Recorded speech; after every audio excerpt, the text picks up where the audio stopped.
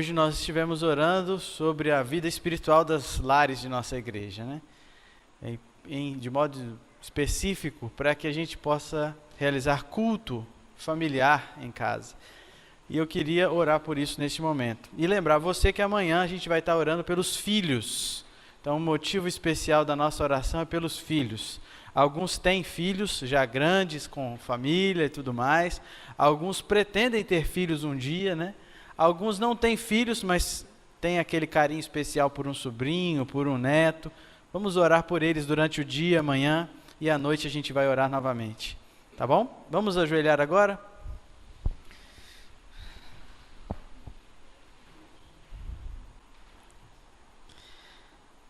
Santo e amorável Deus, obrigado, Senhor, pelo privilégio de estar mais uma vez em Tua casa, porque vamos ouvir a Tua palavra e pedimos a Tua bênção sobre o pastor José Silvio.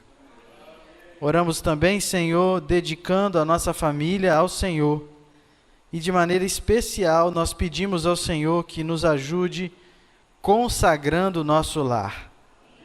A gente sabe que o desejo do Senhor é que nossa família seja uma luz aonde estiver.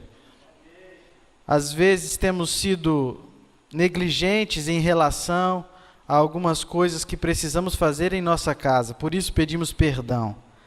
Pedimos que o Senhor tenha misericórdia de cada um de nós e possa nos ajudar a ter uma família cada dia mais forte espiritualmente.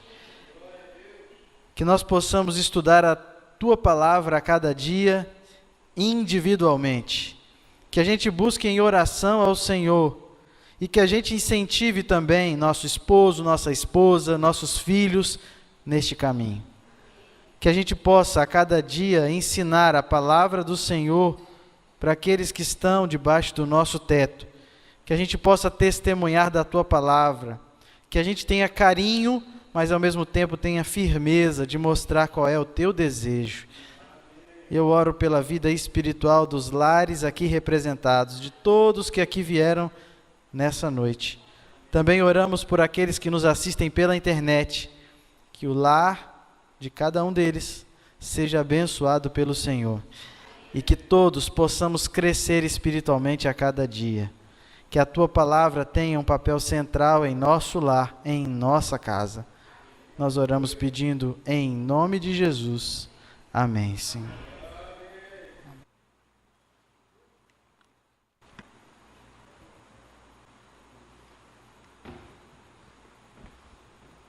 Irmãos, boa noite.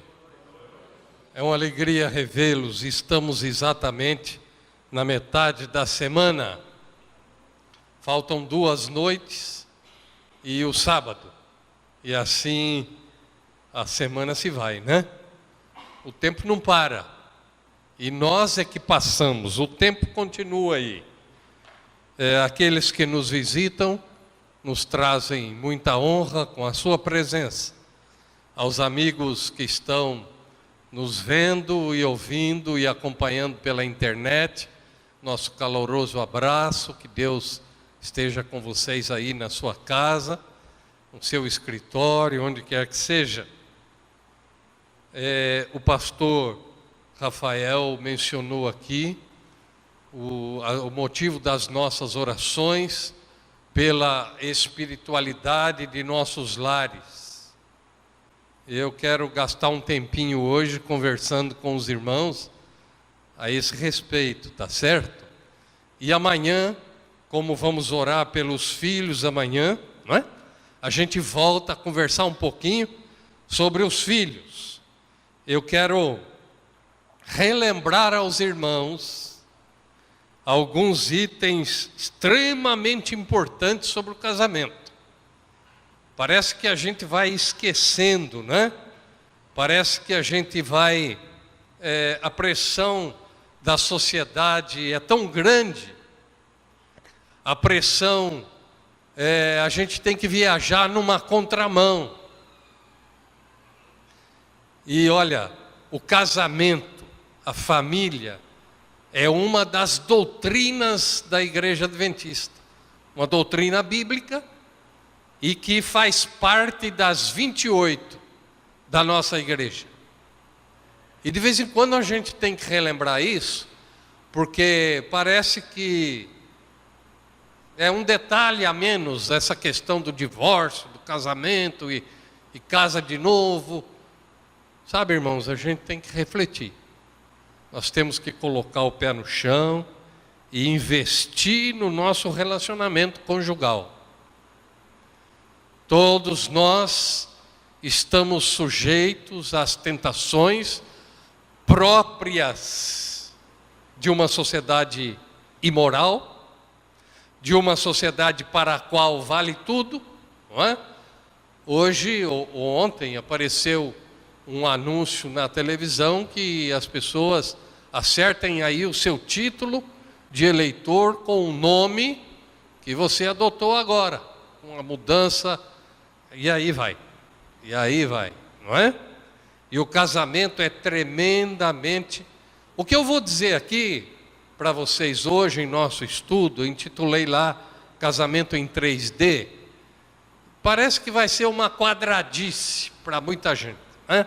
Esse pastor retrógrado já aposentou, não é não. Eu vou relembrar a vocês o significado bíblico do casamento, tá certo? Estamos na Semana da Família e é importante isso. Vou começar com um experimento científico. Um experimento científico muito simples. Pegaram um ratinho e colocaram dentro de um balde de água. Olha, um ratinho dentro de um balde de água, ele começou a nadar. Nadou 20 minutos, afogou e morreu. 20 minutos. Eles pegaram um segundo ratinho e fez a mesma coisa. Colocaram no balde de água e ele começou a nadar. Só que quando ele estava para desistir, como o outro, eles salvaram o ratinho. Os cientistas, os pesquisadores, tiraram o ratinho da água e o colocaram na gaiola, ele foi salvo. Passaram 2 dias e eles colocaram o mesmo ratinho de novo no mesmo balde, no mesmo nível da água. Sabe quanto tempo o ratinho conseguiu nadar? 1h30.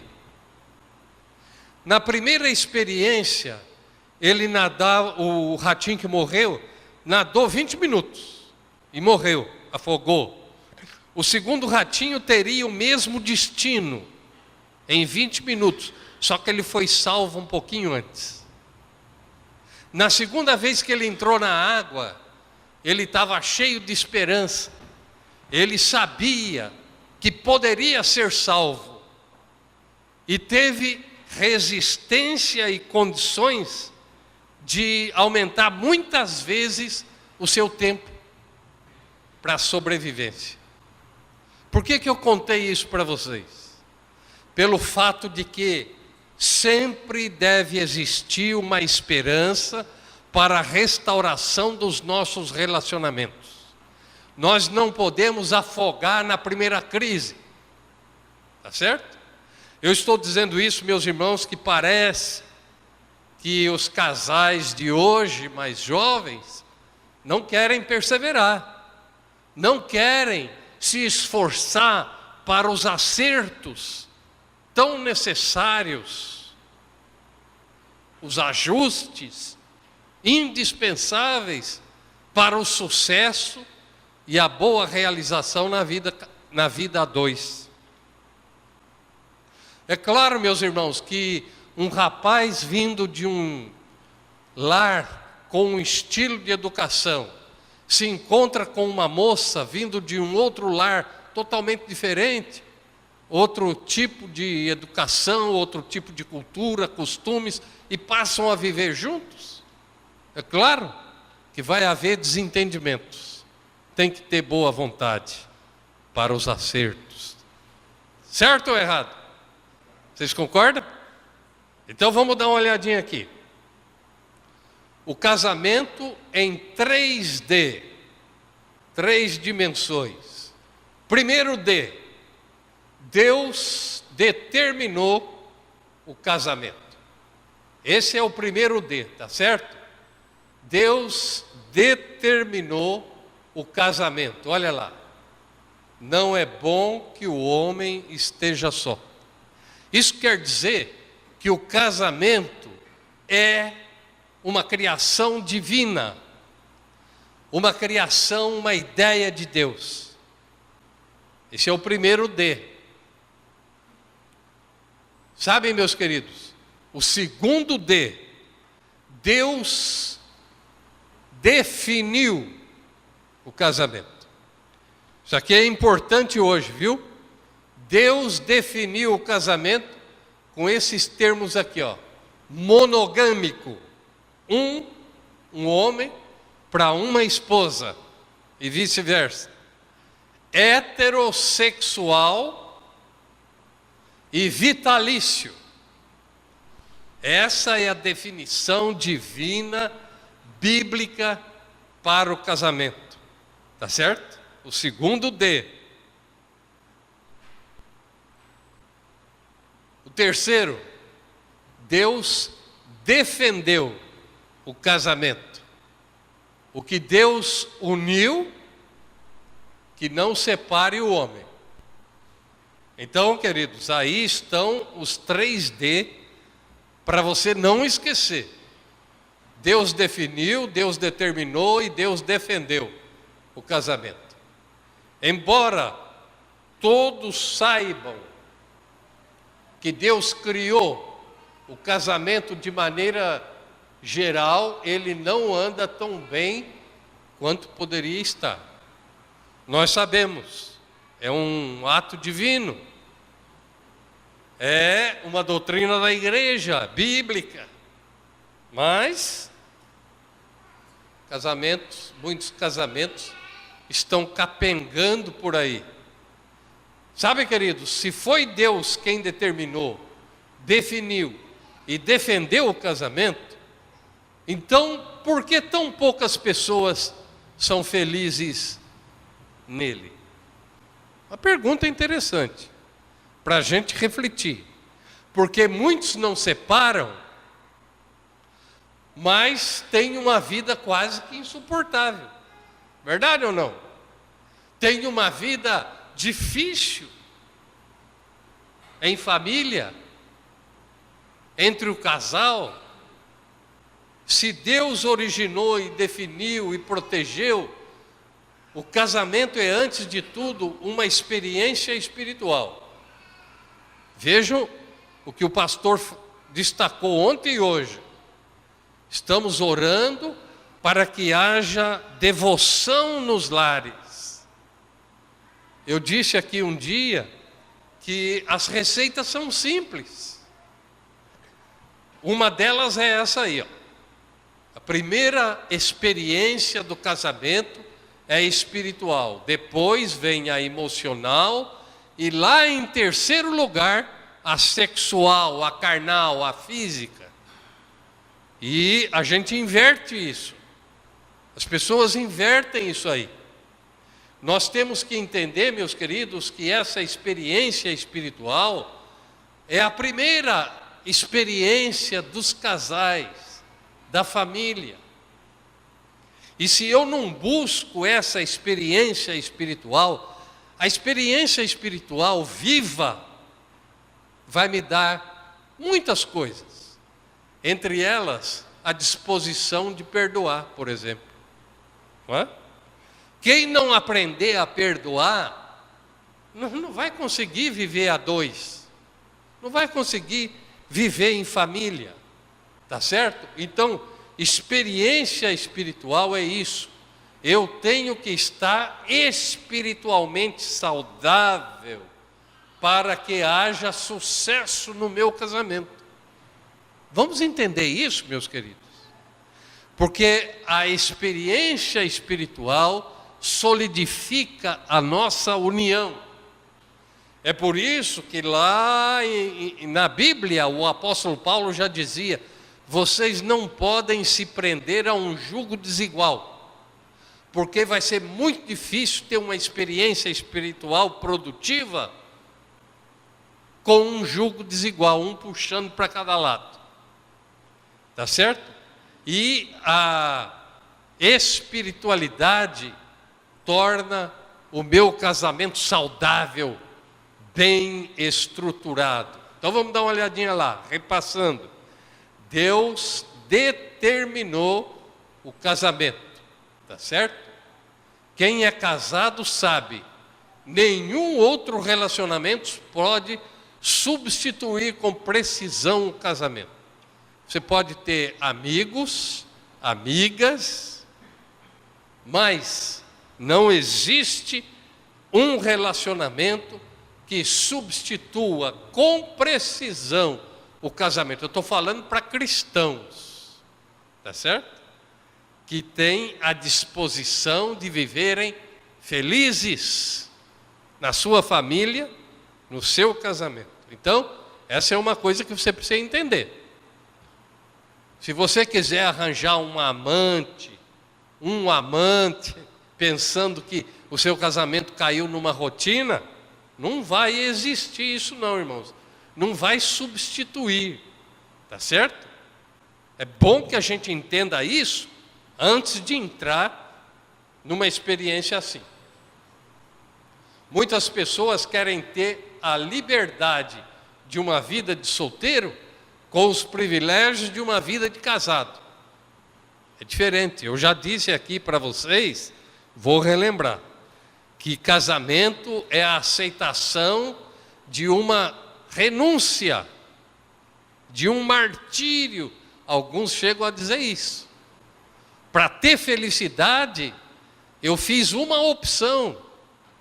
E essa opção implica em deixar todos os outros, todas as outras, de fora desse círculo íntimo. Volto a dizer, podemos ter amigos, amigas, mas nada substitui a intimidade da vida de casado.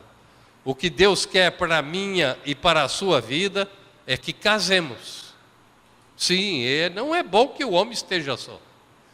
Todos os dias da criação Deus falou, está tudo bem, é muito bom. Quando chegou no dia lá, ele olhou para Adão no sexto e disse, não é bom que esse moço esteja sozinho. Eu lhe farei uma adjutora que esteja à altura, no mesmo nível. A palavra hebraica que Moisés usou para descrever isso, significa isso. Uma adjutora que lhe seja idônea, não inferior, no mesmo nível, com capacidade para compartilhar todos os projetos, os ideais de vida do marido. Tá certo?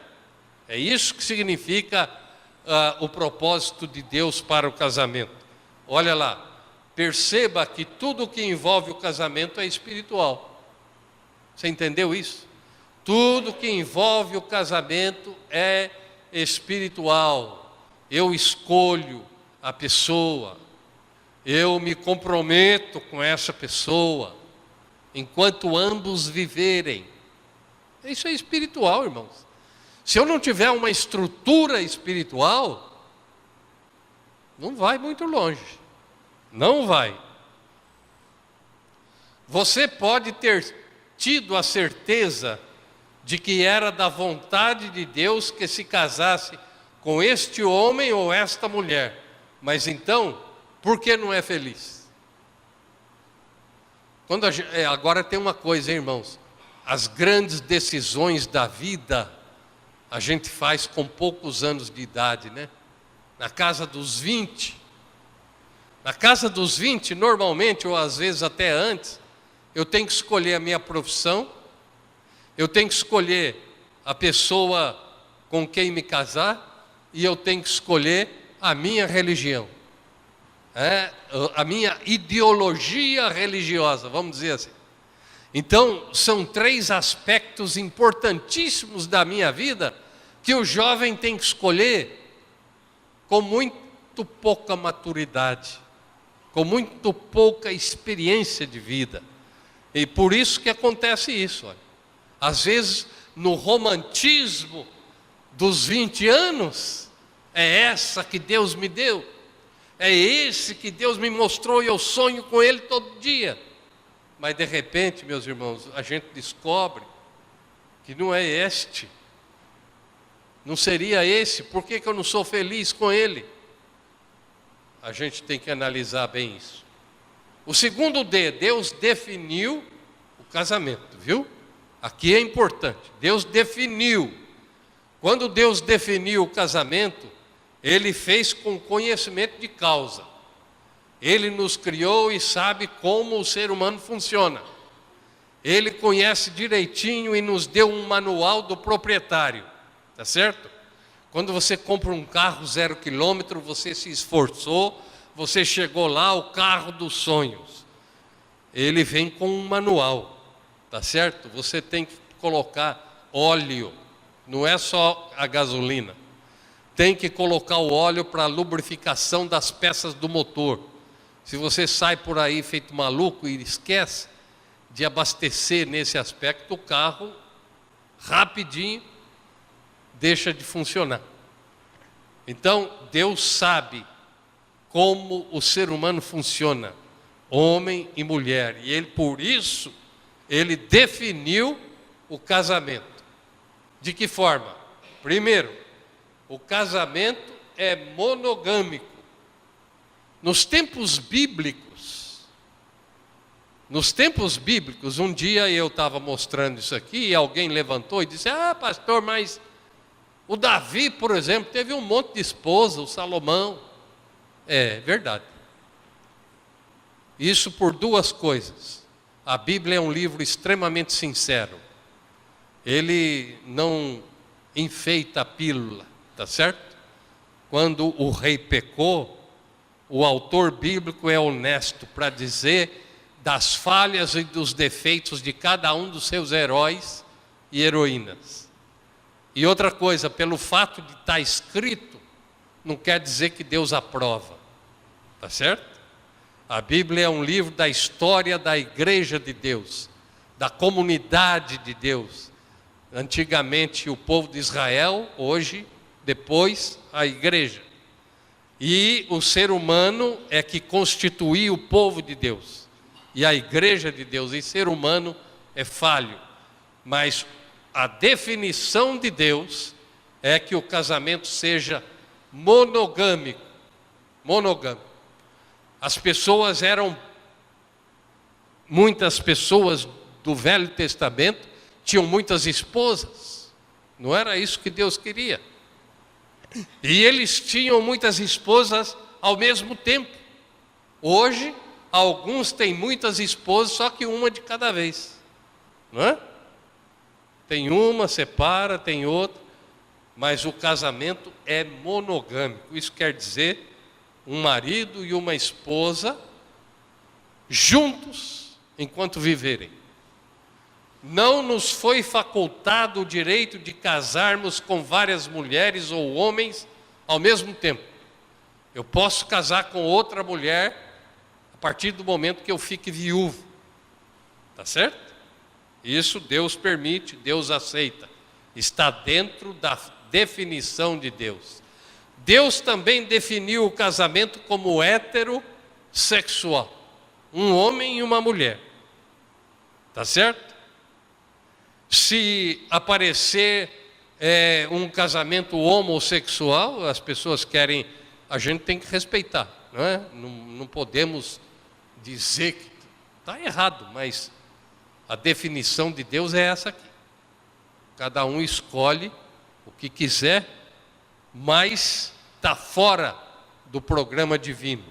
Nós temos que entender isso, tá certo? O casamento, outra coisa lá, olha, na mente de Deus não era entre duas mulheres ou entre dois homens, mas entre um homem e uma mulher. Português claro, tá? Aqui, linguagem simples. Eu disse no início que a gente precisa rever isso. porque a pressão é grande e o que está acontecendo por aí está fora de nosso programa bíblico e divino. A procriação só é possível com a junção de um homem e de uma mulher. Fora disso, é impossível. Claro. Agora escuta aqui, ó. O cristianismo e a igreja adventista não são homofóbicos, nem preconceituosos em seus valores, mas todos eles estão muito bem definidos. Vocês entenderam isso aí? A gente não é homofóbico, mas os nossos valores estão muito bem definidos. Não é como a gente vê por aí nos noticiários, né? Roubei uma mala de dinheiro, mas está tudo legalizado, tudo certinho. Então, a definição entre certo e errado desapareceu da sociedade. E há uma luta enorme dos juízes, dos promotores para fazer isso funcionar. Porque existem os que defendem. A pessoa não fez nada, está tudo legalizado. Agora, os nossos valores, meus queridos, os valores cristãos, estão muito bem definidos, viu? Não existe muito relativismo, que é tão próprio da nossa sociedade hoje, tá bom? Nessa área aí, não. A Bíblia é um livro normativo e um código de ética. Ela nos aponta a nossa conduta em todos os aspectos da vida. E nós pagamos um preço caríssimo, porque abandonamos isso aí. A sociedade abandonou. As famílias abandonaram esse livro normativo, esse código de ética. Por isso que o mundo caiu nessa confusão e nessa imoralidade. O terceiro item da definição de Deus para o casamento é que ele seja vitalício. O que quer dizer isso? Uma coisa vitalícia é para toda a vida, tá certo? Enquanto ambos viverem. Isso é o sentido da palavra vitalício. Não importa se não ama mais, tá certo? O casamento continua sendo vitalício. Se você chegar com a história, não aguento mais a minha esposa, acabou o amor, isso não é desculpa. Volte a amar. Por isso que eu contei a história do ratinho, viu? Da primeira vez ele só aguentou 20 minutos, na segunda, 1h30. Há esperança, tem que perseverar. Então, o casamento é vitalício, não importa se você não ama mais. Vamos voltar a amar. Deus está pronto para salvar o seu casamento. Temos que acreditar nisso. O problema é que a gente não tem paciência para investir em reavivar o nosso relacionamento. Deus está pronto para salvar o seu casamento, e como o casamento é algo espiritual, você só o salvará espiritualmente. Está claro isso? Vamos ver agora. Deus defendeu o casamento, é o terceiro D. Assim, já não são mais dois, mas uma só carne. Portanto, o que Deus juntou, que não separe o homem. Quem falou isso foi Jesus Cristo. Aos fariseus, remontando lá na criação. Serão os dois uma só carne. O que Deus ajuntou, não separe o homem. Nos textos seguintes, em Mateus, Jesus proíbe o homem repudiar sua esposa. Deus conhece sua realidade, meu querido. Ele sabe como é difícil para você permanecer casado com esse homem ou com essa mulher. É difícil. Deus reconhece isso.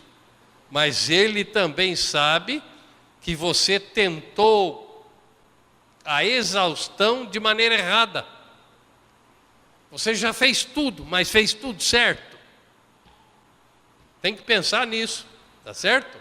Experimente pegar a ferramenta certa e você verá que é possível cortar a árvore. Eu não sou contra a ecologia de jeito nenhum, né?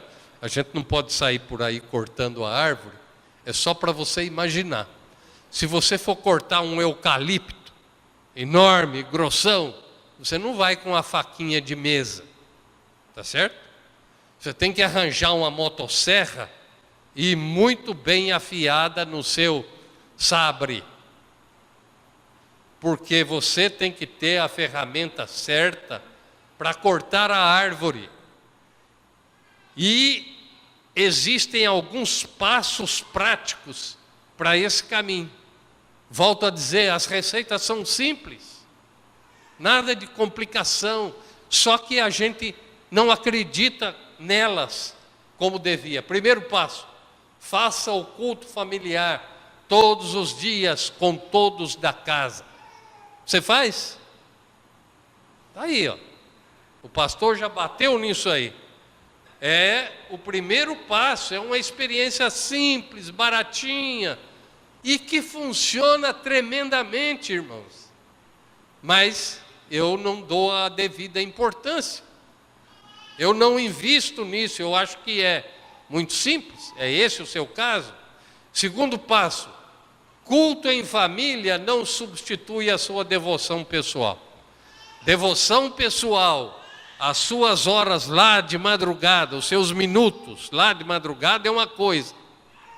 Culto com a família é outra coisa, tá certo?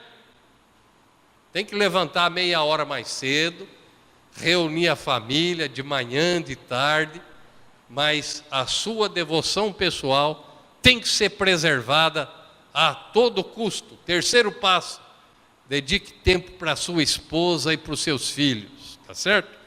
Quanto tempo você não tira as férias juntos para fazer uma viagem romântica, gostosa, relembrando a lua de mel? Tem que separar tempo para isso, irmãos. Uma vez por semana.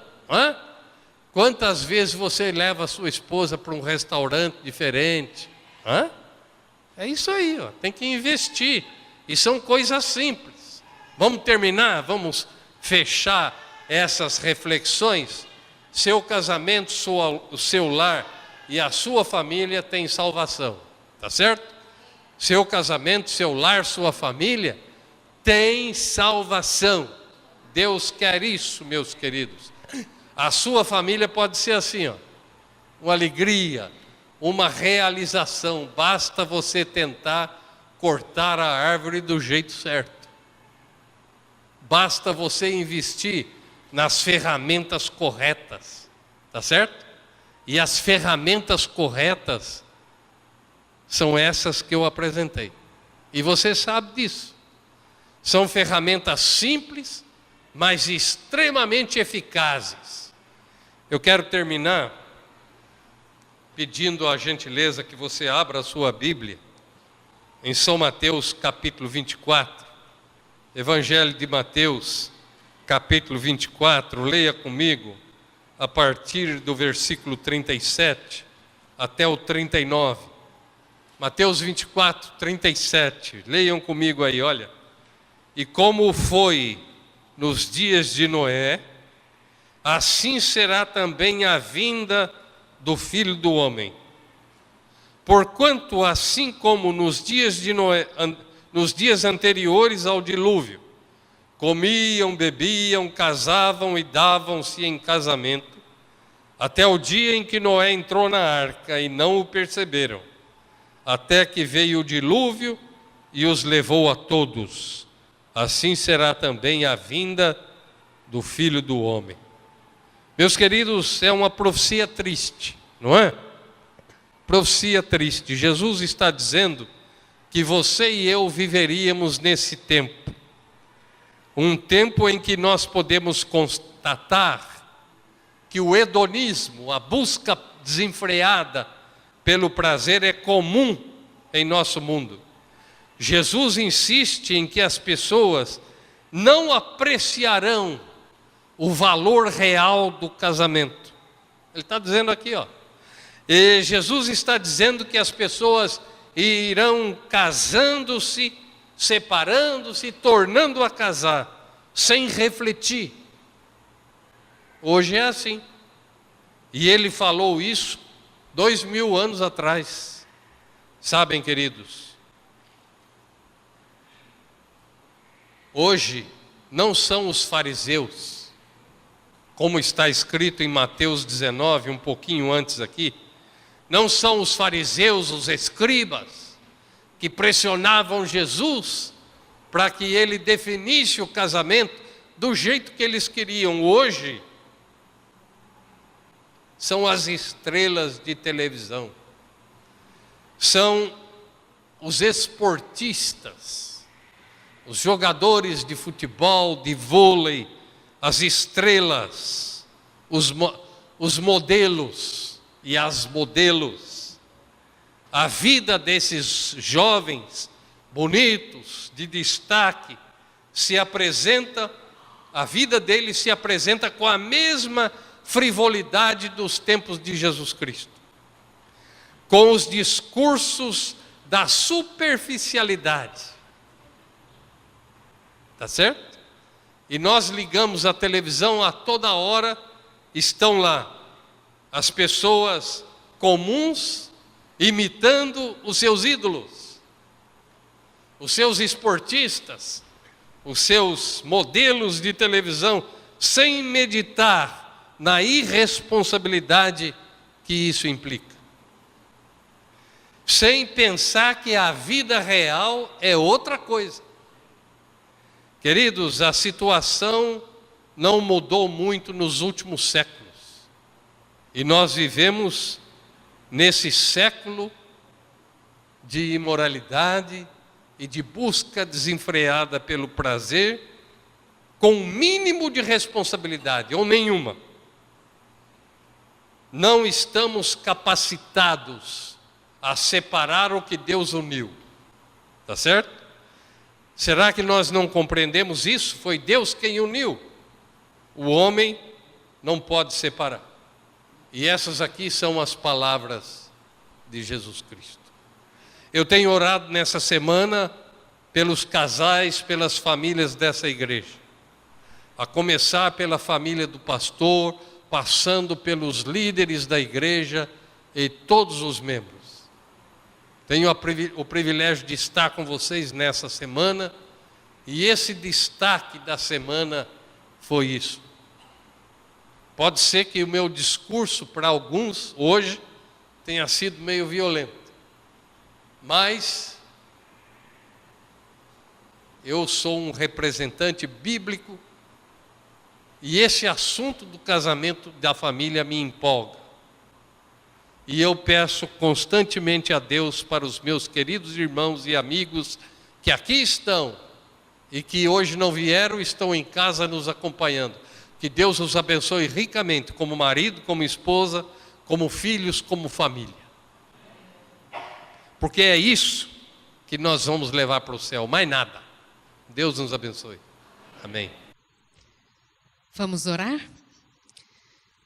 Bondoso Deus, querido Pai, nós estamos aqui na Tua casa e nos sentimos agradecidos por recordarmos das mensagens que o Senhor deixou para nós. Nós te pedimos que coloquemos isso em nossa vida, em nosso coração e saiamos com propósitos de cada dia tornarmos nossa família unida em Cristo. Senhor Deus, abençoa os casais da Tua igreja, as famílias que eles estabeleceram, os filhos que vieram completar a sua vida de casados. Sustenta, Senhor, essa unidade básica da igreja e da sociedade que é a família.